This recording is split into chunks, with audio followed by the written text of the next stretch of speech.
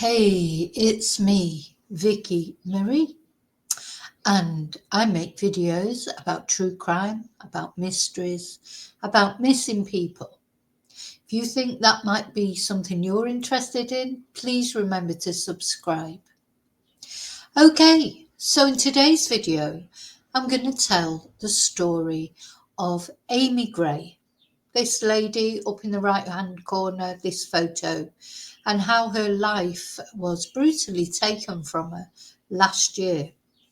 Now, the other thing about this case is at the moment we've got the case going on in the USA, the Idaho 4, and the perpetrator, of course, or the alleged perpetrator, will be coming up for trial soon, Brian Kohberger.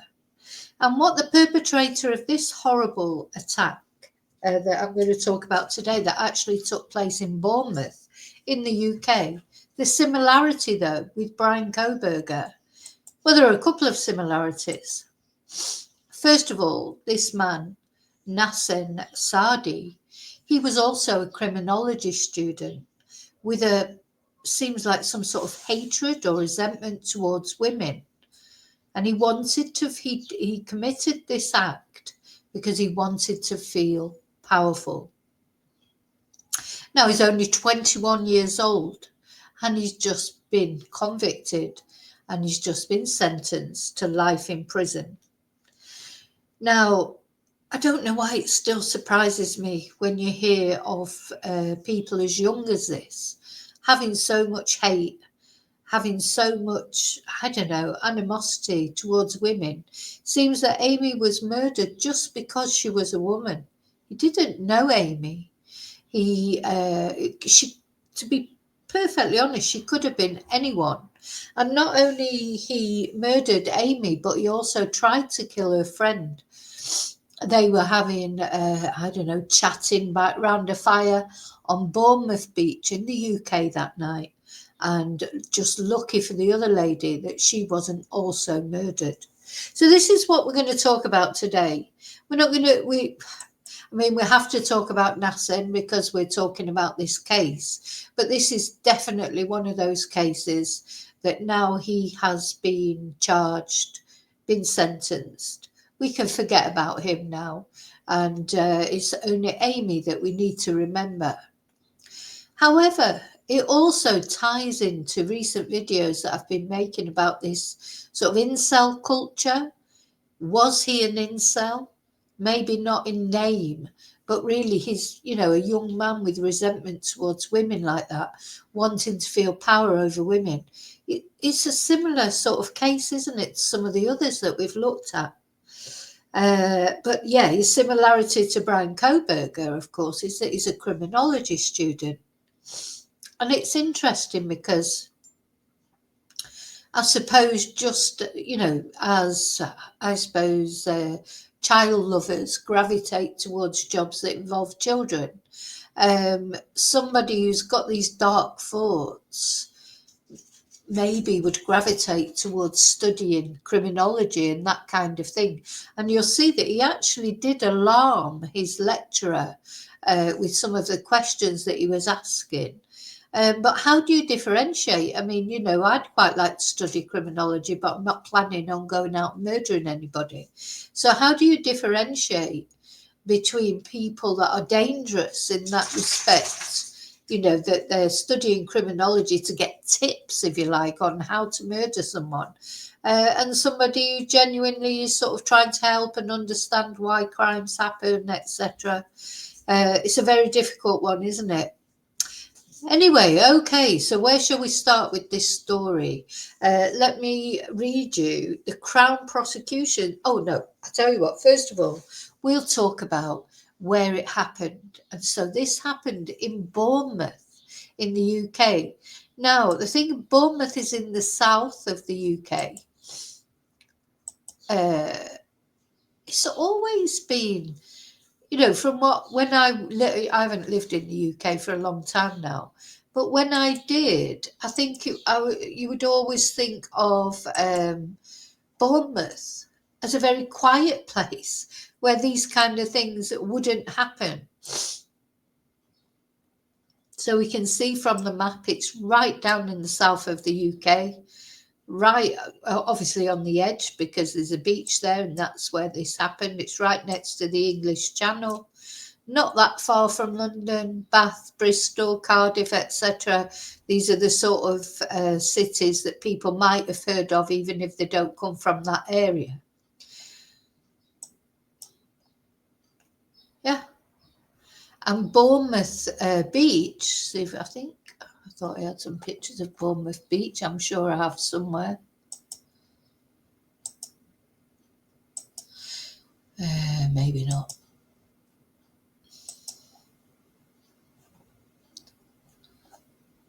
Anyway, so yeah, that's where it happened. And Amie and her friend were enjoying a chat on the beach round a fire when this man walked into their lives and changed it forever. Okay, so let's just have a look at the Crown Prosecution Service and what they've got to say about it. So this article was from the 28th of March 2025. A man who brutally murdered a woman on Bournemouth Beach and tried to kill her friend in a randomly targeted yet carefully planned attack has been sentenced to life imprisonment with a minimum of 39 years. So that's a really good sentence for the UK. 39 years. Having said that, this man is only 20, well, he was 20 when he did it. I think he's 21 now. So even in 39 years, he's still got quite a bit of life left in him. But of course, whether he'll ever come out again is another matter. That's when he can start applying for parole, but that doesn't necessarily mean that he ever will come out of prison. So he was armed with a knife and he approached Amie Gray, 34, and her friend Leanne Miles, 38, as they were sat on Dorset Beach shortly after 11:30 p.m. on Friday, the 24th of May 2024. So this is definitely one of those cases of just happening to be in the wrong place at the wrong time. You know, there would be probably lots of nights that Amie and her friend weren't there chatting on the beach. And this night they were, and he had been skulking around for quite a while just looking for victims, you know, not only on that night. So he was just looking for someone to kill. He was an accident waiting to happen. And unfortunately for Amie and her friend Leanne, they were there that night. So it's important to remember he did not know these women. I think, is that more frightening? I don't know what's more frightening, being, you know, somebody attacking you that you know, love and trust, or somebody just randomly attacking you for no other reason except that you just happen to be there. It's terrifying, isn't it?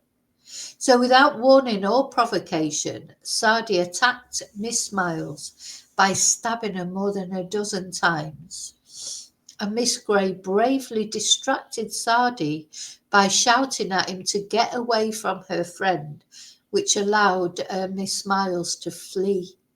And Miss Gray was stabbed 10 times and did not survive her injuries. However, it's important to remember Miss Miles, she did survive her injuries. It sounds from that she was sort of almost saved by Amie. Despite the victims being randomly selected on the night, the attack was a culmination of a lengthy research and planning process by Saadi, who the prosecution successfully argued was intent on committing murder. You know, this man, he was going to murder somebody. You know, it could have been me, it could have been you, it could have been any woman who just happened to cross this man's path.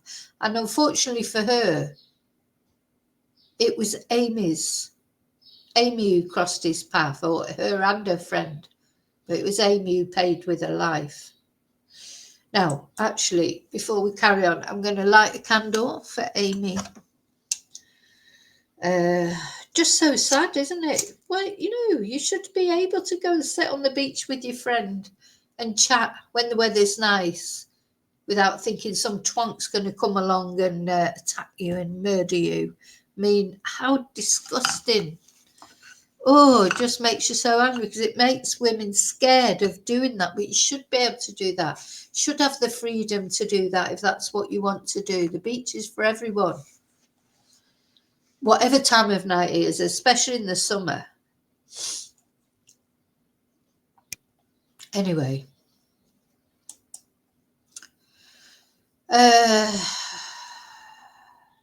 So, working closely with Dorset Police, the Crown Prosecution Service, this is the Crown Prosecution Service website I'm reading from at the moment, utilised extensive witness and digital evidence to build a case against Saadi, who denied his guilt throughout, so he's never pled guilty, and to demonstrate that this senseless attack was the culmination of months of morbid planning.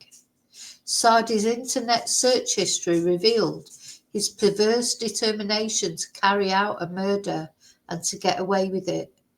In the weeks prior to his arrival in Bournemouth, his internet searches included entries such as, "Why is it harder for a killer to be caught if he does it in another town?"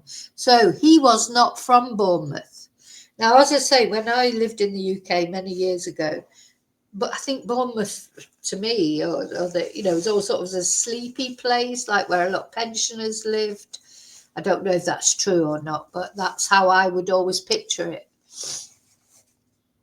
But this man went to Bournemouth to kill because he thought he'd have less chance of being caught,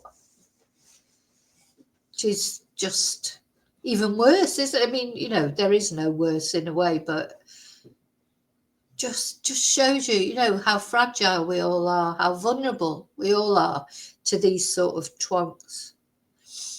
So he searched whether Bournemouth Beach was open at night, whether pebble beaches were easier to run on than sand beaches, and what kind of terrain Bournemouth Beach had. He even went as far as to search which hotels in the area had CCTV.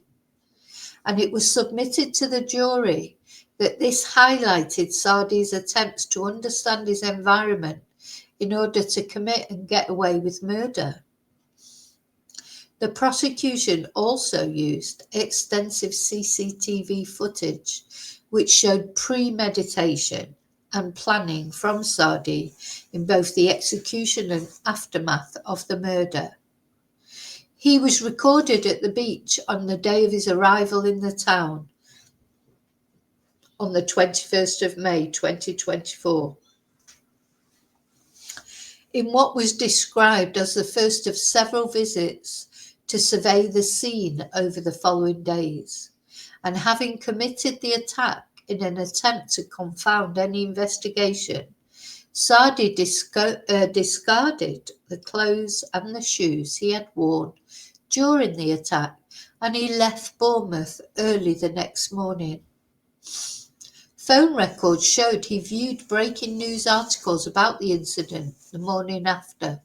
Saadi claimed that he was not the figure depicted in the CCTV evidence, but this is despite corroborating dates, booking entries, witness identification, and evidence of both an image comparison expert and gait analysis expert. So the jury at Winchester Crown Court did not believe him and unanimously found him guilty of murder and attempted murder. So, of course, the other lady luckily got away with her life, but she'll be traumatised for the rest of her life. Saadi was sentenced to life imprisonment with a minimum term of 39 years. And Benjamin May, a senior Crown prosecutor with CPS Wessex, said, "Amie Gray lost her life in the most tragic way, and our deepest condolences remain with her family. Amie's courageous final act to protect her friend truly defines who she was, and her life will forever be remembered for the love and protection she gave to her loved ones. Our thoughts continue to remain with her friends and family, as well as with Leanne Miles, whose bravery through this ordeal helped us to deliver justice."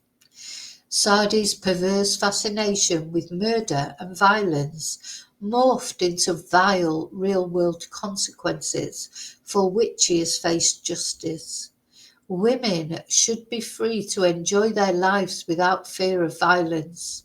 The Crown Prosecution Service is unwavering in our commitment to see perpetrators of male violence against women and girls brought to justice. Okay, so now let's have a look at the video of when he was arrested.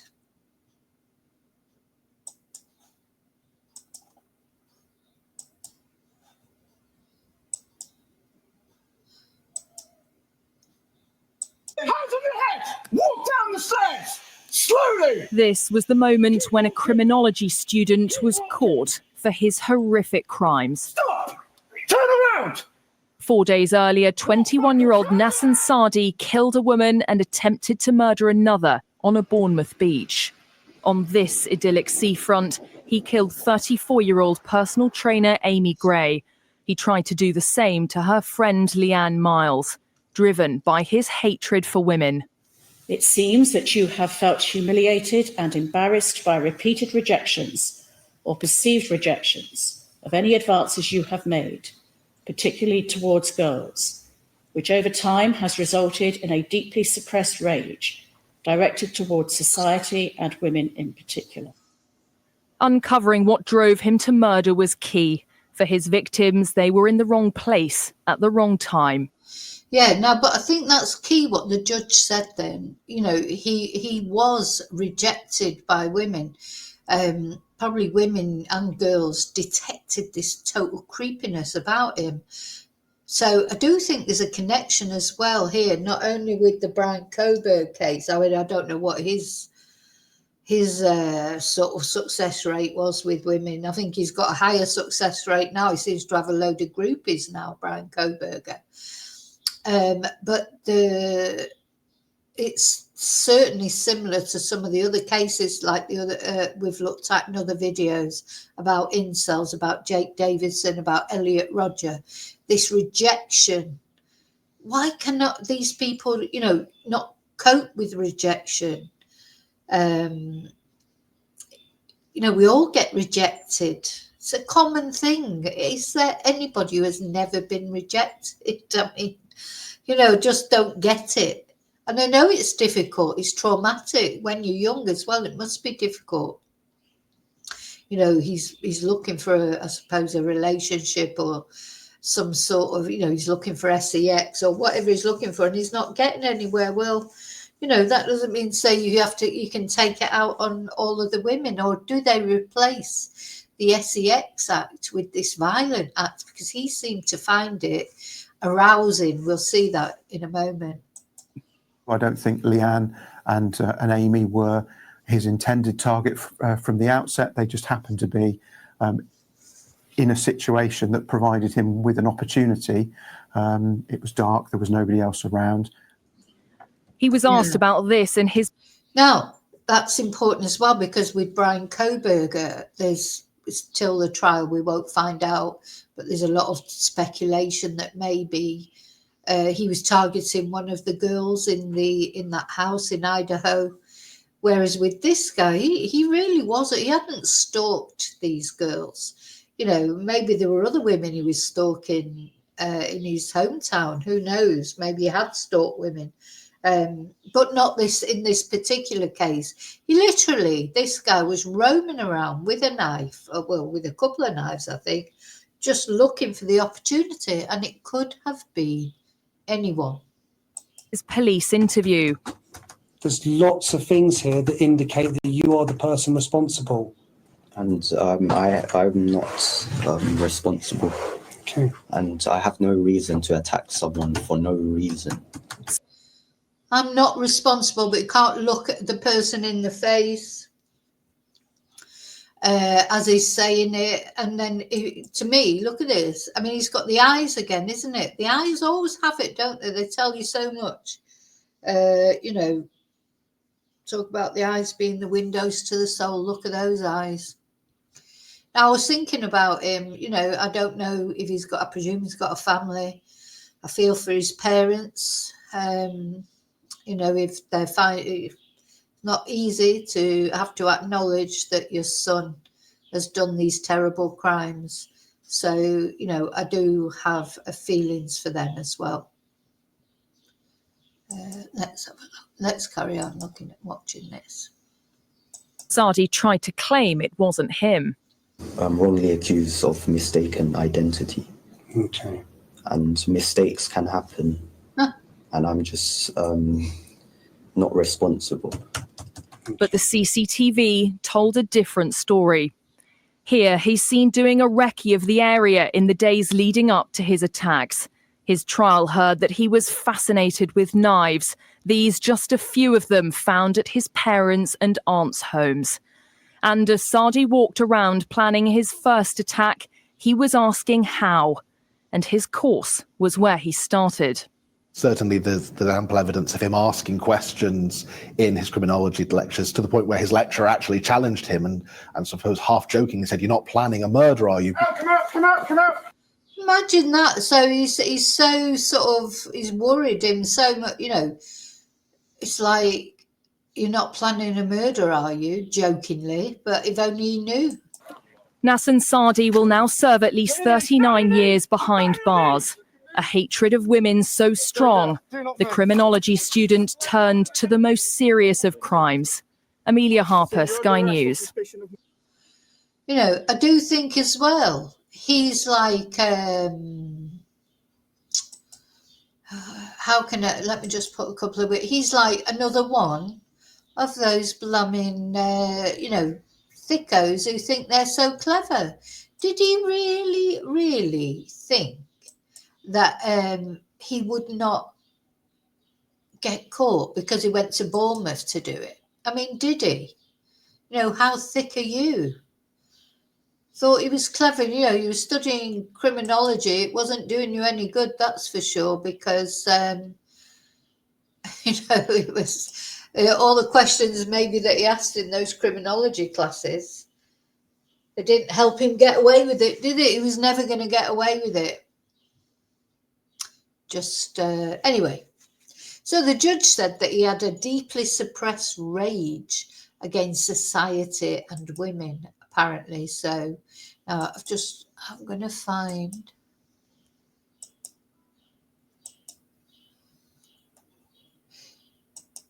This is the BBC. Yeah. So a criminology student who had a grievance against women has been jailed for attacking two friends in a frenzied stabbing on a beach in Bournemouth. So he must serve a minimum of 39 years. It is quite a good sentence as far as British standards are concerned. Okay, so they were aged 34 and 38 and not known to Saadi. And he was described at Winchester Crown Court as a social misfit who committed his crimes to feel powerful. Here's another. So Amie was a gym instructor or a fitness instructor, from what I can gather. A trainer, yeah, physical trainer. 34, prime of her life. She was married. We're going to hear her wife talking in a moment. Yeah, just that life just taken away from her, all the happiness in her life. So the judge added there was clear evidence of his difficulties with women and misogyny. So basically, this is another misogynistic crime. Misogyny should be made a terror offence, I think, because it is a particular and specific thing. This poor woman was killed for no other reason than she was a woman. She did nothing to this man. He didn't even know her. You know, not that anyone deserves being murdered, whatever they do, but literally didn't even know Saadi. Did not know her. He didn't know if she was a nice person, a horrible person. He didn't know anything about her. All he knew about her was she was a woman, and that was enough. Should definitely be made a terror offence, I think. Also, the court was told, in the absence of the jury, that Saadi had touched himself sexually in his prison cell before the trial, after he asked a female prison officer how much publicity the case was getting.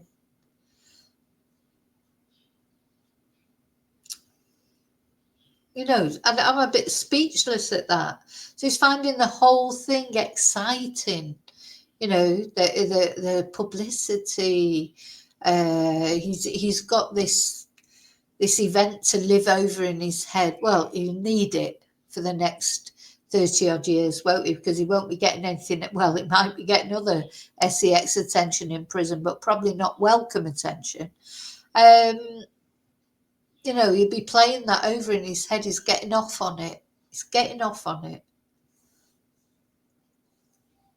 So, yeah, the criminology student at the University of Greenwich had collected knives and researched locations to carry out the killing. He even asked course lecturers questions on how to get away with murder. So the thing is, he'd gone to Bournemouth, but he could have gone anywhere. Literally. Anywhere. He's in London. He's in a place where it's easy to get to other places. He could have gone anywhere. He could have gone to the north. He could have gone the other way from Bournemouth over to the other side. He could have gone to Wales. He could have gone absolutely anywhere to commit this murder. Now, where did he get his money from? I just don't know where they get their money from, because he's obviously God, it costs a fortune to go by train anyway these days in the UK. So he's gone to Bournemouth. He must have stayed over somewhere in Bournemouth. Where's he got the money from to do all that? Where's he got the money from to buy all these knives? You know, he's 21 years old. He's a student. Anyway, let's hear Amie's wife talking. Getting the justice that he deserves is really important, to see him and him to look at me, to know that for me, for him getting the justice that he deserves is really important, to see him and him to look at me, to know the pain that he's caused and the lives that he's ruined. I feel angry that Amie's life has been taken and everything that she could have and has achieved in life. But I don't want to hate to consume me, and I need to let go of that and not let that anger boil up and destroy any more. I won't let him destroy any more lives. Oh, bless. Thing is, that's it. He's destroyed their life that they had together. He has done that. He's taken Amie away, and she isn't coming back. But yeah. You know, these sort of families of victims, honestly, I'm so full of admiration for them, because, yeah, she's right. She can't let him take away anymore. She's got to carry on living. She's got to. And she's got to do it for Amie in a way, because she's still here and Amie isn't.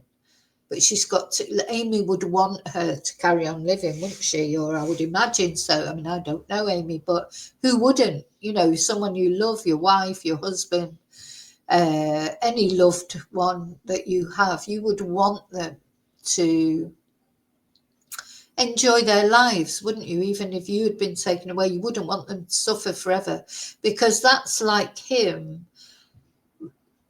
You know, families of victims often say this, don't they? You know, they've been given a life sentence, but so often perpetrators don't get a decent sentence. He has got a decent sentence, but even so, he'll still be relatively young when he comes out, or if he comes out, he's got possibility of still having a life further down the line, which Amie hasn't got. So, but she's right. She can't allow him to take the rest of her life. She's taken Amie. She's destroyed the life she had with Amie, but she can't allow him to destroy the rest of her life. So brave. Good for you, girl. Obviously was a victim on the beach, but that wasn't just her. She's not this person that had this tragic ending to her life. Yeah. She achieved a lot. She was loved by everybody, and she was a beautiful person, and I wanted everybody to know how wonderful she was. Yeah, I think a lot of victims' families say things like that. They don't want their loved one to be defined forever by what happened to them. You know, they were a person, they achieved things in life. And I think we saw that very clearly with the parents of the Southport stabbings in the UK. You know, when they wanted their little girls to be remembered for what they were, not for what happened to them. I think this is very, very important, even for them who had such a short life because they were so very young when their lives were taken from them. And they weren't given a chance to achieve as much as Amie maybe achieved. But it's still important to remember them for their lives, not only for their deaths. You know, and I could see exactly what their parents were trying to do there. They made a lovely eulogies for Elsie and Bibi and Alice, talking about them, making people remember them for who they were, not the way they died. It's very important, isn't it? Because it's, I mean, to be fair, sometimes it's, you know, they're not even remembered. The perpetrators are remembered so much more. And, you know, I have to really make an effort sometimes to look for victims' names even. Quite often, you know, being a sort of bit of a true crime junkie, and I'll see a case and there'll be a title and there'll be a photo of the perpetrator and no photo of the victim, you know, in the thumbnail or in the, and then when you're in the description of the video and you're trying to find, you know, it'll be just woman murdered or child murdered by, and then the name of the perpetrator. It's very important that we put the victims' names first. And the perpetrator, what they do, you do have to talk about their names and show their faces so that nobody ever forgets, you know, that this is the person that did it. They have to be shown up for what they are. But yeah, I think once they've been convicted and they've gone to prison, really, there's no reason to ever mention their name again, is it? You know, you don't want them to go down. You know, look at, I mean, Ted Bundy is a bit of an exception because he had so many victims. Sometimes when you do crime videos, when I do crime videos and there's so many victims, it's difficult to mention all the victims or to go into any depth in the victims because there's so many of them, which is so sad, isn't it? But, you know, in cases like these where there's 1, 2, 3 victims, it's important that their names are remembered, not the perpetrator's name, or that once they're convicted. I mean, it's important in the beginning that everybody knows who they are. If there's a chance of them coming out, it's important that everybody knows who they are, because you wouldn't want to be walking down the street and get chatting to this guy, would you? You know? Imagine you're just in Asda and he starts talking to you, and so, you know, and there'll be young girls or whatever that maybe when he's older and he comes out, well, he ain't coming out because he's got a long sentence, but some perpetrators that we've looked at recently only get 10 years or something, and then they come out and then they do it again. Normally, if it's a crime of violence against a woman, quite often they get released, don't they? Come out, meet another woman, and then do the same thing again.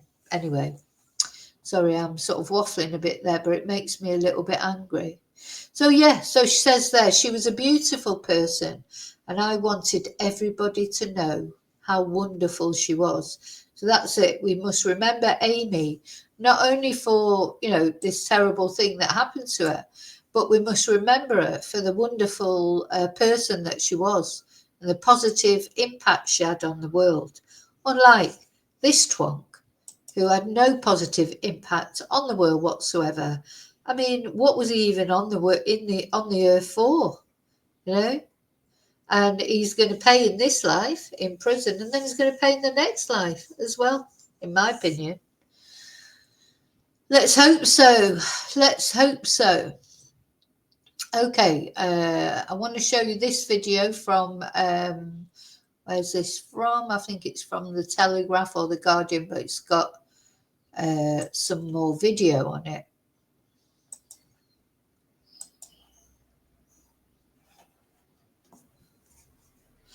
So, extremely dangerous misfit.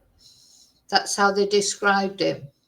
A 21-year-old social misfit with a grievance against women.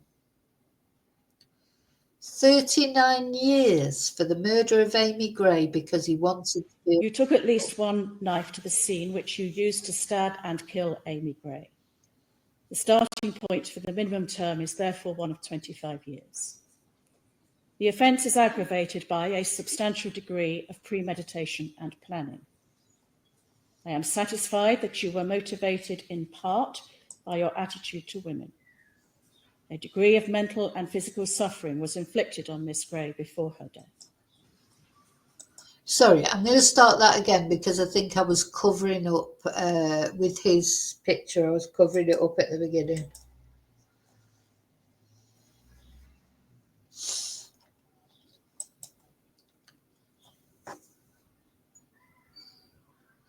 Yeah, social misfit. 21 years old. Don't know what you were doing at 21, but... You took at least one knife to the wasn't scene, doing which that. you used to stab and kill Amie Gray. The starting point for the minimum term is therefore one of 25 years.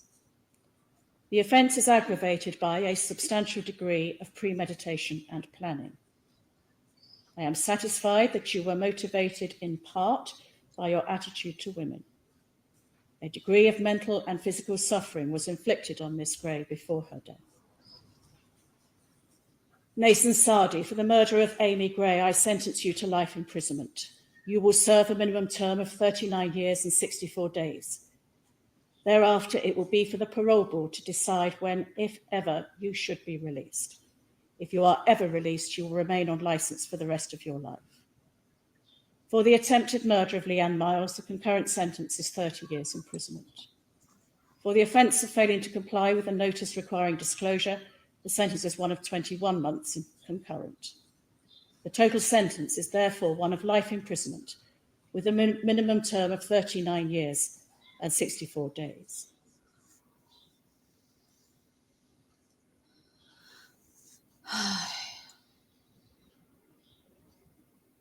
Oh.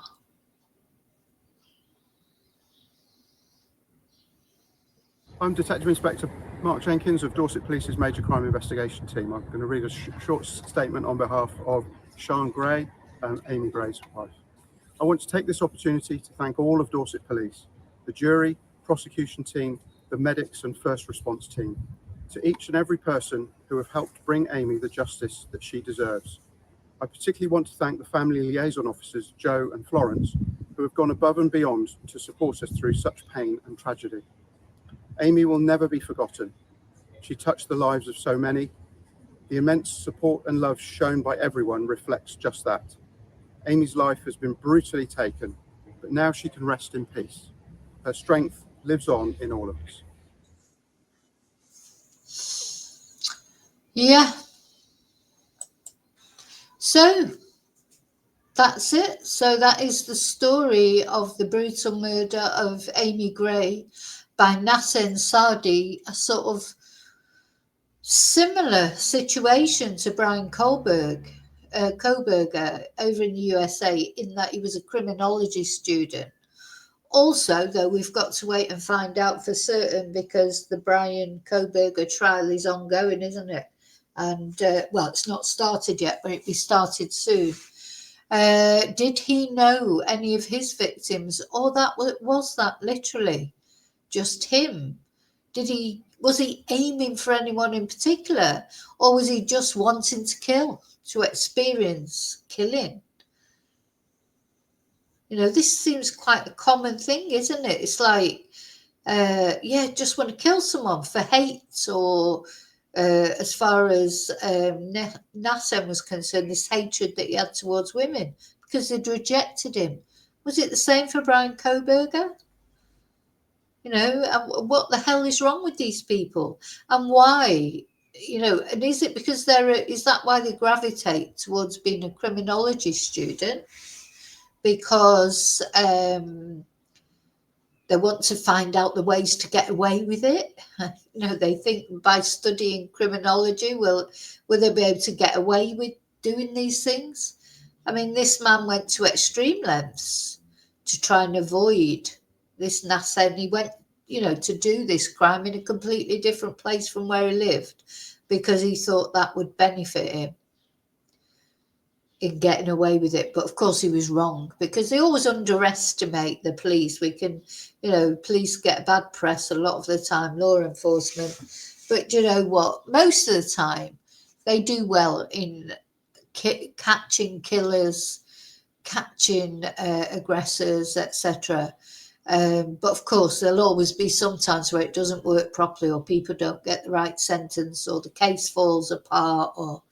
But anyway, in this case, it didn't. They caught the guy, they prepared the case well, and he was sentenced.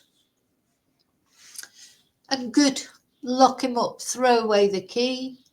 If somebody's got that bad way of thinking at 21, I don't think that's going to change. There are things you do when you're a teenager, when you're young. We've all done them. Come on, you have, just as I have, done things we're maybe not proud of now when we look back on them. Well, that's not the same as going out and murdering someone, is it? When I was 21, I was just going out, having a good time, enjoying sort of being 21, meeting boys and going out, having a good time. I wasn't thinking about, oh my God, stockpiling knives, and thinking about, oh, look, that boy, do you know how many times I've been rejected? I couldn't even count. It's like when I was younger, you don't always get what you want, do you? When you like somebody, it just doesn't always happen. You just have to accept it, don't you? Didn't go out and get together an arsenal of knives and take out my revenge on men because somebody rejected me. It's crazy, isn't it? Anyway, not only that, he did that, and then he thought he was cleverer than the police. He was cleverer. So he's a criminology student, and they've always got a bit of a, to me, it's almost like a God complex. They think they are better than God. They think they're so clever, they so devious, they can get away with things. And you know what? Sometimes they do get away with things for a little while, but it's rare that they get away with them forever. And he didn't. Watching him being interviewed there, oh, that was the thing I was going to find. I thought I had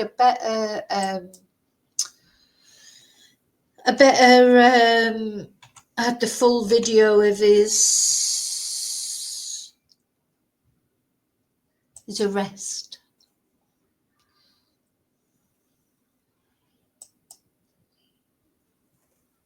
Oh, let me show you this. Actually, this is Daily Record video about this case.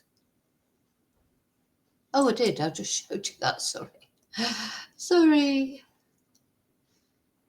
I've got confused now.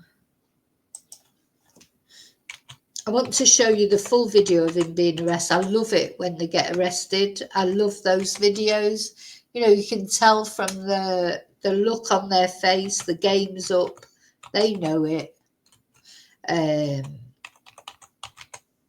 they're trying to pretend they don't, but here it is. Oh. Just share it would be a good idea, of course. Yeah, so this is the moment he was arrested. Stop! Turn around! Show us your hands. Slowly. Hands on your head! Walk down the stairs! Slowly! Keep walking! Keep walking! Stop! Turn around! Walk backwards! Hands on your head! Walk backwards towards my voice! Walk backwards! Keep walking! Look at that. See that laser fixed on his back there? He was going to be shot if he didn't comply. maybe that would have been better in a way. Keep walking. Bring him out. Right. Out, come out. Get on your knees, down your knees. Look at me. Stay there, do not move. Yeah, I didn't mean that wouldn't be better because the family wouldn't have got the proper justice. I don't believe in the death penalty. I believe much better they go to prison and suffer in prison for the rest of their life. That's my opinion. I see you're under arrest on suspicion of murder. Let's watch that again. I enjoyed that. Turn around. Show us your hands. Slowly. Hands on your head. Walk down the stairs. Slowly. Keep walking. God, look at those things trained on him. Walk backwards. Hands on your head. Walk backwards towards my voice. Walk backwards. Keep walking. Keep walking. Space. Bring him out. Come out. Thing is, you know, that's it. When you're a policeman or woman and you go into a situation like that, you really do not know what you're facing. You know, he could have come down those stairs with a gun. He could have got one, you know, had all those horrible knives. You don't know what you're facing. It's must be very stressful. Down your knees. Look at me. Stay there. Do not move. I see you're under arrest on suspicion of murder. Yeah.